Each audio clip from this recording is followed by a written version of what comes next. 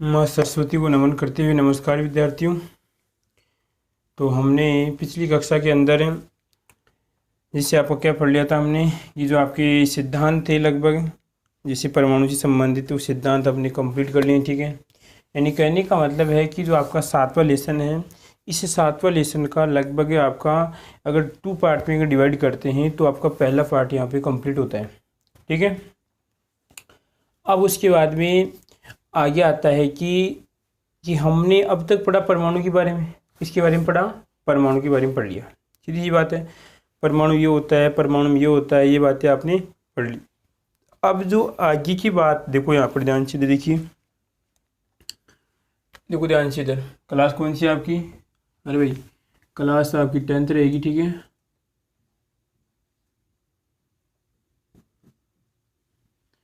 और आपका सब्जेक्ट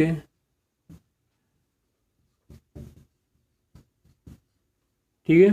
देखो ध्यान से इधर।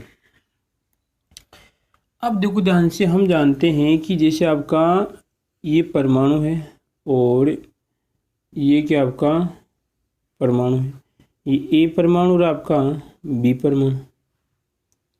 अगर अलग अलग तत्व की मान रहे हैं तो वो तो क्या बनेगा, यहाँ पर अणु बनेगा। क्या बनेगा?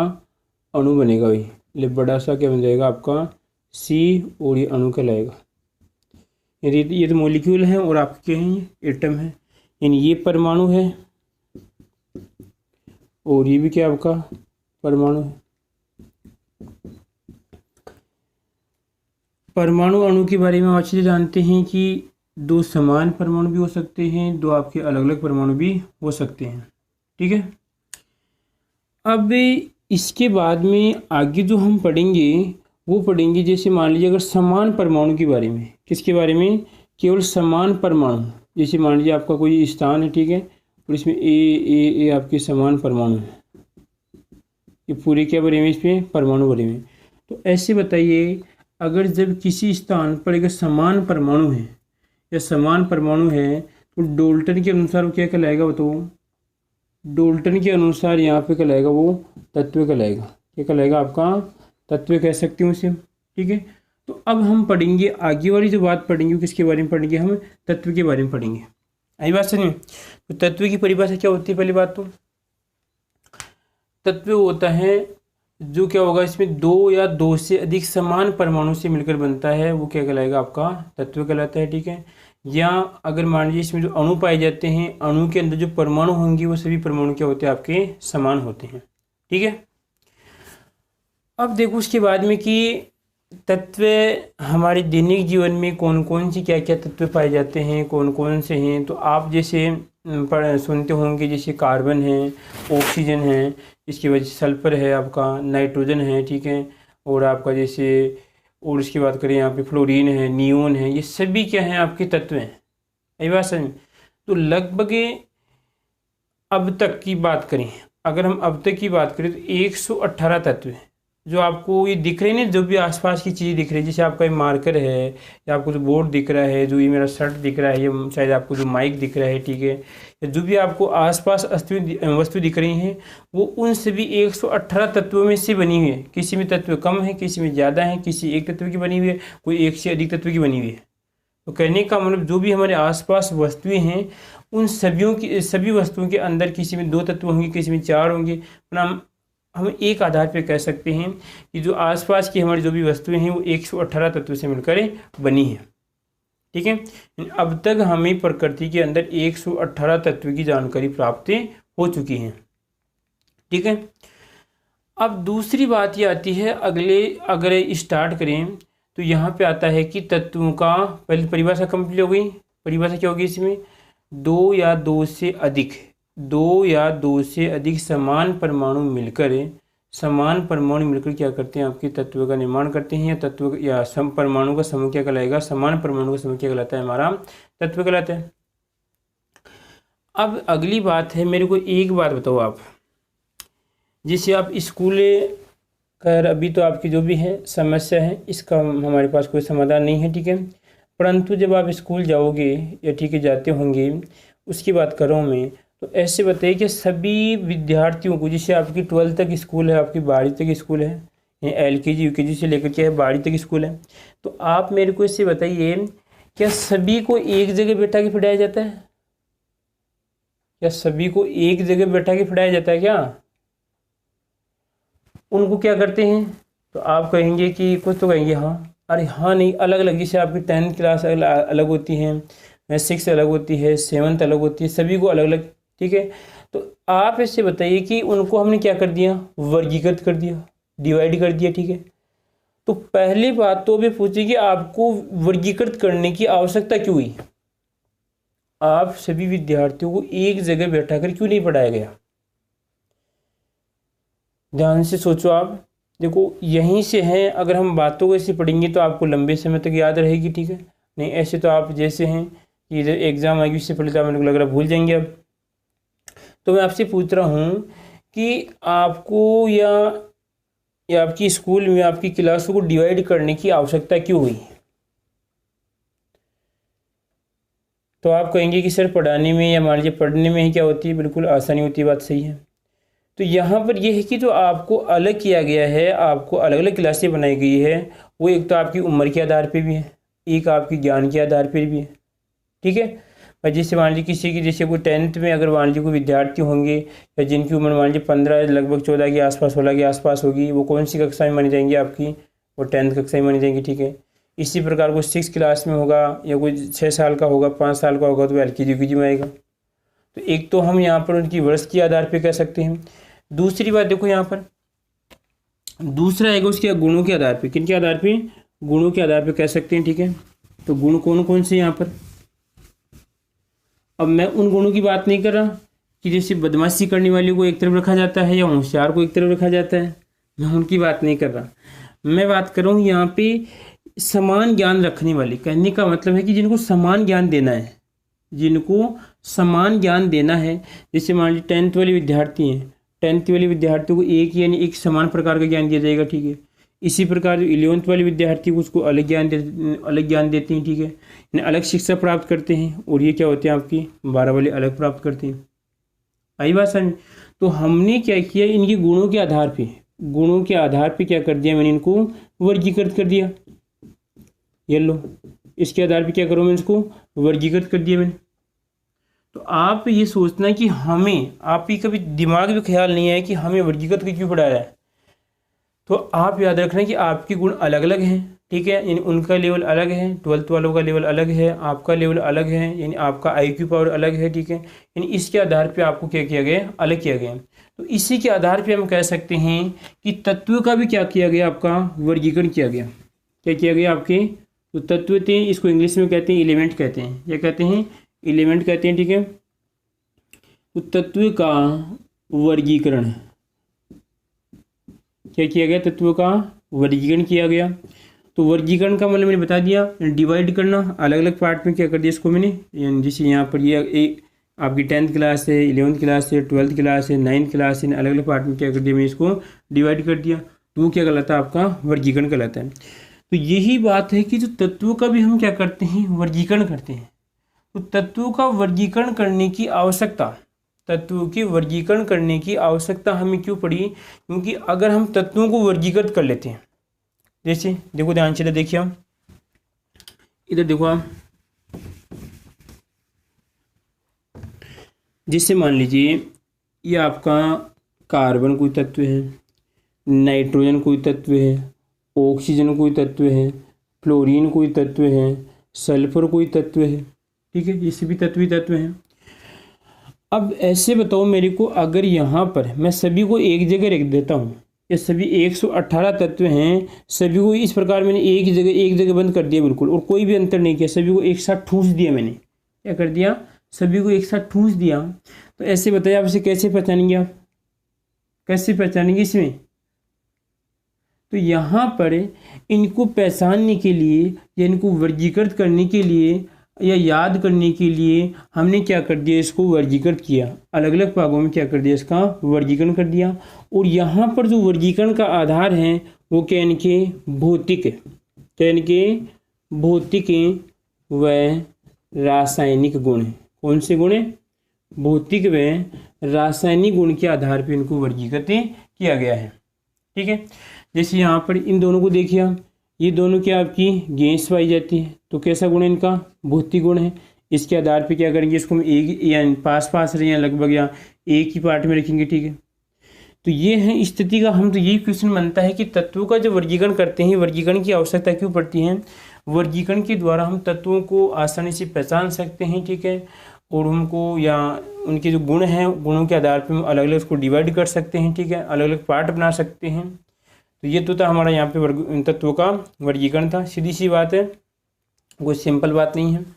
आगे देखो उसके बाद में अब आता है यहाँ पर तत्व की खोज की बात करें यहाँ पर, कि कब कितने तत्व हमें मिले थे, कब कितने मिले, ठीक है। उसके बाद में क्या पढ़ेंगे, उसके बाद में पढ़ेंगे हम जैसे आपके कि तत्व का, जैसे अब ऐसे बताओ आप, जैसे हर स्कूलों की तो खैर मान लीजिए सेम परंपरा होती है, परंतु जो आवर्त सारणी तो यहाँ पे रखी गई, तो तत्वों को वर्गीकरण करने का तो फॉर्मेट बनाया गया। तो पहले वही जैसे परमाणु का हमने सिद्धांत पढ़ा, पहले कौन आया था आपका, महर्षि कणाद है। तो वैसे भी क्या होते हैं यहाँ पर अलग अलग विज्ञानी आते गए आते गए आते गए, जैसे वर्गीकरण में संशोधन होता गया, और लास्ट में फिर एक नया वास्तविक वर्गीकरण दिया गया जो वर्तमान में चल रहा है, ठीक है। तो उसको हम लगभग ये जो भी आपकी क्लास बनेगी उसे पढ़ लेंगे। हम शुरुआत करते हैं आज, देखो ध्यान से। तो सबसे पहले कि लगभग जो हमारे तत्व हैं 1800 की बात करें, कब की बात करते हैं, 1800 की बात करें, कब की बात, अगर यहाँ से सोचें तो लगभग आज के 200 साल पहले की बात है। कब की बात है, 200 साल पहले की बात मान लेते हैं। देखो ध्यान से, 1800 में, 1800 जो ईस्वी थी आपकी, ठीक है, सन की बात करें, 1800 जो सन थी, उस सन के अंदर लगभग हमें 31 तत्व की जानकारी थी। कितनी तत्व की, 31 तत्व की जानकारी थी। आई बात समझ में, 1800 सन के अंदर में 31 तत्व की जानकारी थी, ठीक है। फिर उसके बाद में लगभग 65 साल बाद, कितने साल बाद, 65 साल बाद लोग बागें, अब जैसे कहते हैं कि रुचि बढ़ जाती है काम करने के अंदर, जैसे आपकी साइंस में रुचि पढ़ने की रुचि बढ़ जाती है, तो फिर लगता है कि तो हम पढ़ेंगे तो केवल साइंस ही पढ़ेंगे, साइंस तो हम रोज़ पढ़ेंगे। तो जब 1800 के अंदर 31 तत्व की हमें 31 तत्व की जानकारी, एलिमेंट की जानकारी हो गई, ठीक है, तो उसके बाद में लोग बाग छानबीन करने लग गए, यार मैं भी कुछ नया चीज़ खोजूँ, मैं भी कुछ नया चीज़ खोजूँ। आपकी क्लास में कुछ ऐसा होता है, ठीक है। तो यहाँ पर लगभग 65 साल बाद, कितने साल बाद, 65 साल बाद, तो यहाँ पे 1865 में सन थी आपकी 1865, ठीक है। तो यहाँ पर आएगा 1865, ठीक है। 1865 में देश के नौजवानों लगभग 63 तत्व की जानकारी हो गई। कितने की हो गई, 63। अब आप भी मस्त के ना कि सर 31 तो पहले हो गए, 63 ही हो गए, टोटल ही यहाँ पे 63 की जानकारी कितनी हो गई, यहाँ पर पहले 31 थी, अब कितनी हो गई यहाँ पे, ये 63 तत्वों की जानकारी हो गई, ठीक है। अब यहाँ पर वर्तमान के अंदर जो हम पढ़ रहे हैं, या लगभग कुछ 5 साल पहले या लगभग आने वाली जो वर्तमान की स्थिति हैं, इसमें यहाँ पर अगर यहाँ पे मान चलिए इसको वर्तमान जो आप पढ़ेंगे, ठीक है, तो वर्तमान के अंदर 118 तत्व की जानकारी हो चुकी है। कितने की हो चुकी हैं, 118 तत्व की जानकारी हो चुकी है। इस बात का ध्यान रखना आपको। 1800 में 31, 65 साल बाद, 65 साल बाद, अब आप ऐसे कहेंगे कि सर क्या ये जो बाकी की जैसे आपकी 63 हैं, 63 माइनस 31 करते हैं, कितने बचेंगे, तो इसमें आपके लगभग आपके यहाँ पर 22 के आसपास, या लगभग यहाँ पर बचेंगे 32 के आसपास बचेंगे, ठीक है। तो क्या 32 तत्व एक साथ खोजे गए थे, क्या लगभग 1865 में खोजे, बीच में नहीं। तो देखिए देश के नौजवानों, यहाँ पर हमारा कहने का मतलब है कि तत्व की जानकारी तो अब 31 है, जैसे 1800 से लगे हुए थे लोग बाग जानकारी करने के लिए लगे हुए थे। तो यहाँ पर 1865 जो आप 65 साल का अंतराल है, तो ये एक साथ नहीं है, बीच में जैसे जानकारी होती गई, फिर बीच में थोड़ा बहुत दबाव खा गया। क्या खा गया, इसमें थोड़ा बहुत दबाव खा गए, यानी थोड़ा बहुत रुकाव हो गया। इसकी वजह से वहाँ पर इनको स्थायी कर दिया गया। अब तो 63 है, ठीक है। अब यहाँ पर उसी प्रकार यहाँ पर वर्तमान में बात करें तो यहाँ पर वर्तमान में 118 तत्व मान रहे। तो अब क्योंकि साइंस एक आपका परिवर्तनशील सब्जेक्ट है, कैसा सब्जेक्ट है, साइंस परिवर्तनशील सब्जेक्ट है। जैसे कैसे, आप पहले महर्षि कणाद कह चुके थे भाई परमाणु ये होता है, लोग बाग मानने लगे। डोल्टन साहब जी ने ले लिया, ठप्पा लगा दिया कि ये बातें हैं, सब बातें और तो हो ही नहीं सकती। परंतु फिर यहाँ पर नौजवानों ने फिर क्योंकि साइंस परिवर्तनशील है, साइंस एक ऐसा सब्जेक्ट है परिवर्तनशील है, तो फिर बाद में फिर नौजवानों ने क्या किया, क्रियाकलाप किया था। तो इसी प्रकार यहाँ पर ये प्रक्रम चलता रहा। 31, 63 आपका 118 तत्व की जानकारी वर्तमान में है। तो क्वेश्चन बनता है कि अगर 1865 में पूछे तो कितनी बताना, आपको 63 बताना है, और वर्तमान में पूछे तो 118 बताना है, ठीक है। और यहाँ पर कितने बताना, आपको 31 बताना है, ठीक है। कोई दिक्कत आती किसी को इसमें। अब पढ़ते हैं आगे। ये तो क्या था, इन तत्व की वर्गीकरण की आवश्यकता, यहाँ पे क्या लिखेंगे, वर्गीकरण की आवश्यकता पढ़ रहे हैं। उनमें से क्या पढ़ा हमने, उसका कुछ इस प्रकार तत्व हमने मिले। अब दूसरी बात देखिए आगे कि वर्गीकरण के कुछ नियम थे, इन वर्गीकरण के कुछ सिद्धांत थे, कुछ वैज्ञानिक है, ठीक है, उनको देख लेते हैं। यहाँ पर तत्वों की वर्गीकरण से संबंधित, तत्वों के वर्गीकरण से संबंधित कुछ वैज्ञानिक या कुछ सिद्धांत, तो देखिए ध्यान से, सिद्धांतों की बात करेंगे। ले भाई, तो देखिए सिद्धांतों में पहला सिद्धांत देश के नौजवानों ध्यान से देखना, इधर आपका यहाँ पर क्या लगेगा, डोब और आपका राई, डोब राइनर, क्या आएगा आपका, डोब और आपका राइनर, डोब राइनर का त्रिक नियम, क्या आएगा, डोब राइनर का त्रिक नियम है। आई बात समझ में, नाम याद रखना वैज्ञानिक का, छोटा क्वेश्चन बन सकता है, डोब राइनर का त्रिक नियम, ठीक है। देखो नाम से स्पष्ट होगा, इसी से हम क्या करेंगे, हम क्रियाकलाप करेंगे। तो आपको याद रखना है कि डोब राइनर का जो त्रिक नियम था, और ये नौजवान खड़ा हुआ, यानी अपना हाथ ऊपर किया, ये कब, लगभग यहाँ पर देश के नौजवानों 1829 की बात है। कब की बात है, 1829 की बात है। इस नौजवान ने वर्गीकरण किया। तो वर्गीकरण करने के लिए पहले एक बात समझिए, आप एक बात समझिए, परमाणु भार, परमाणु और उसका भार, आगे बात समझ में, भार की बात कर रहा हूँ। तो एक होता है आपका द्रव्यमान, ठीक है। अगर द्रव्यमान और भार में आपको अंतर पता है तो बहुत अच्छा, अगर दोनों में अंतर नहीं पता है तो आप क्रियाकलाप कीजिए, क्या करना है आपको, वही कमेंट करना है, तो आगे वाली कक्षा में आपको समाधान मिल जाएगा। तो हम द्रव्यमान की, इसकी भार की बात करते हैं। देखो इधर, ले भाई, ले लिया। तो यहाँ पर ये आपका प्रोटॉन, ये बात किसने कही थी रे, प्रोटॉन वाली बात किसने कही, ये आपकी जो बोर्ड आया था ना, बैठे बैठे बोर हो गया था, इस बोर्ड ने बात कही थी, ठीक है। तो बोर्ड साहब जी ने जो प्रोटॉन वाली बात कही, तो ये कह रहा है इसके अनुसार, यहाँ पर दूसरी बात उसने ये भी कही थी कि जो परमाणु का जो द्रव्यमान है या परमाणु का जो भार है, वो क्या होता है, इसके यहाँ पर नाभिक में ही होता है, नाभिक के आधार पर क्या करते हैं, उसका भार निकालते हैं। तो जो नाभिक का जितना भार होगा वही क्या होगा, परमाणु का भार होगा। आई बात समझ में भाई, नाभिक का जितना भार होगा, नाभिक का जितना, जैसे मान लीजिए इसका कितना है, अगर हम मान के देखें, जैसे मान लीजिए 2 पॉइंट आपकी 10 के बाद इसमें कुछ भी है, तो उसका भी कितना होगा, इतना परमाणु का टोटल इतना होगा। ये नहीं कि इतना अगर बढ़ रहा है तो आप कहेंगे बड़ा होगा, वो नाभिक की डिपेंड करता है कि नाभिक का भार कितना है।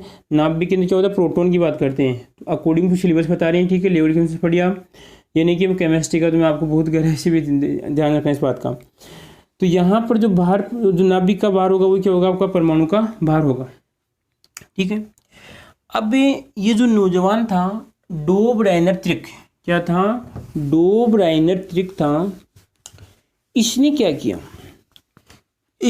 किया कि तत्वों का 3-3 का जोड़ा बनाया। कितने का, 3-3 का जोड़ा बनाया भाई, 1 2 3 1 2 3, इस प्रकार से 3-3 का जोड़ा बनाया।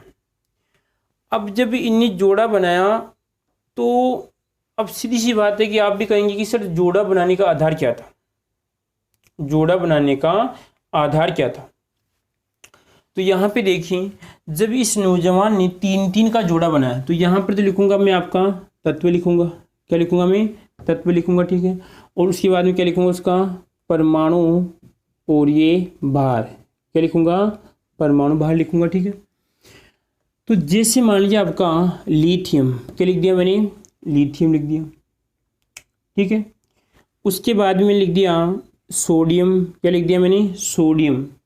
देखो क्या है, मैं लिख रहा हूँ साथ साथ तालने इसको, लिथियम, ये ध्यान रखना, मैं याद करवा के छोड़ूंगा, तो इस बात को आप दिमाग से निकाल देना कि लिखना नहीं है, अभी से रख दो याद करने के लिए। एक एक लगभग हमें 118 याद करने, 118 याद करने, तो अभी से याद करने के लग जाओ आप, ठीक है। तो ये तो क्या Li कहलाएगा आपका ली और आपका थियम, क्या है आप तो लिथियम है, और ये क्या आपका सोडियम है, ला भाई सोडियम, और आपका पोटेशियम, क्या आएगा आपका पोटेशियम,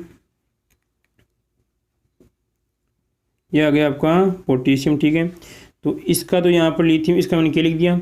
अब क्या लिखूँ, देखो लिथियम का जो परमाणु भार होता है वो देश के में कितना होता है आपका 7 होता है, सोडियम का कितना होता है 23 होता है, और जो पोटेशियम होता है, इस पोटेशियम का जो भार होता है देश के नौजवान कितना होता है, यहाँ पर अगर 39, कितना हो जाएगा आपका 39, ठीक है।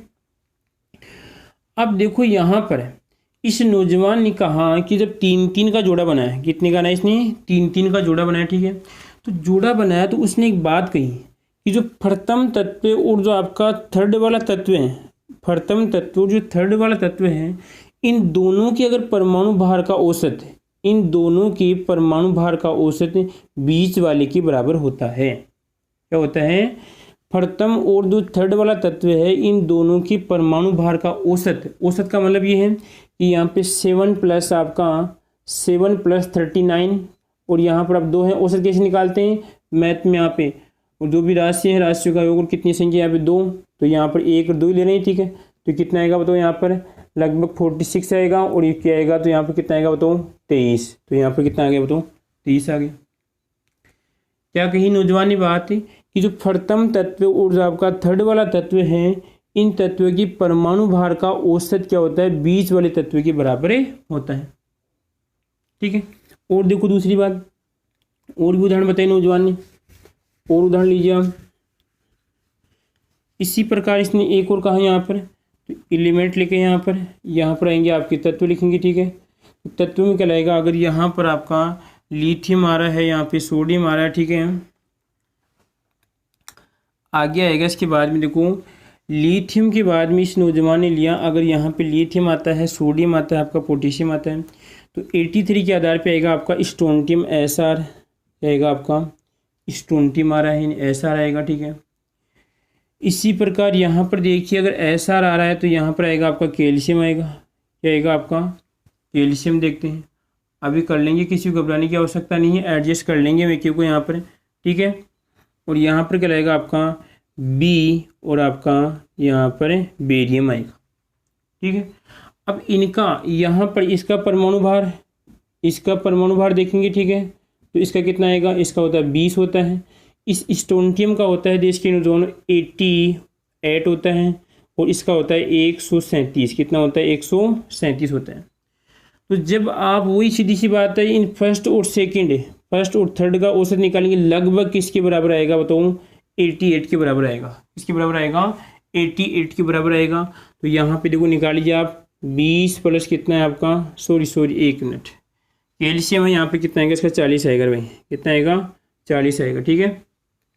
तो यहाँ पे आएगा 40 और 137 जोड़ लो, कितने होते हैं यहाँ पे 7, और यहाँ पे कितने 7 और 1, इसमें 2 का भाग दें, कितना आएगा बताऊँ, तो यहाँ पे आएगा 8, और उसके बाद में आएगा 8 पॉइंट कितना आएगा आपका 5, इसको चाहेगा जो भी है आप एडजस्ट कर लेना। यहाँ पर आएगा 88 के आसपास, तो 20 वाला आ रहा है इसमें। तो वही बात स्पष्ट इसमें कि फर्स्ट और आपकी थर्ड वाले का अगर परमाणु भार का औसत निकालते हैं, परमाणु भार का क्या निकालते हैं, यहाँ पे औसत निकाला तो बीच वाले क्या होता है, बराबर आता है, ठीक है। इसी प्रकार और देखिए, और देखो यहाँ पर, और यहाँ लिखिए, और लिखें तो यहाँ पर क्या लगेगा आपका, जैसे क्लोरीन आ गया, ठीक है, यहाँ पर तो क्या आपका क्लोरीन है, ये तो देखो ये तो कैल्शियम है, ये आपका स्ट्रोंटियम है, क्या आपका स्ट्रो और आपका स्टोनटियम, ले भाई स्टोन और आपका टियम,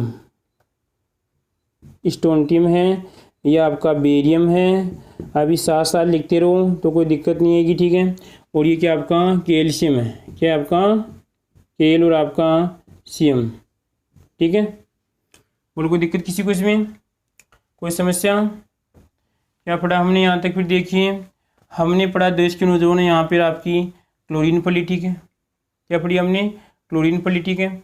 उसके बाद में पढ़ेंगे यहाँ पर, हाँ क्लोरीन की देखिए, उसके बाद में आएगा आपका ब्रोमीन, और यहाँ पर क्या आएगा लास्ट में आपका आयोडीन।